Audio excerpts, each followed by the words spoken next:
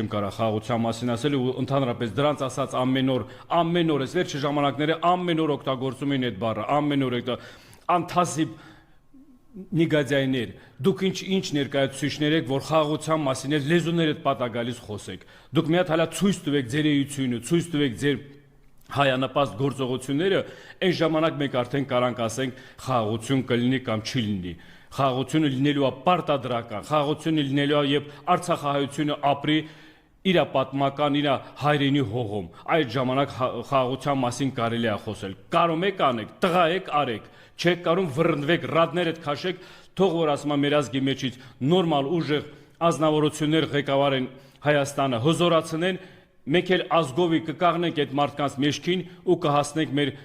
պատմական հաղթանակներին, կվերակաղնենք ու կվերագրենք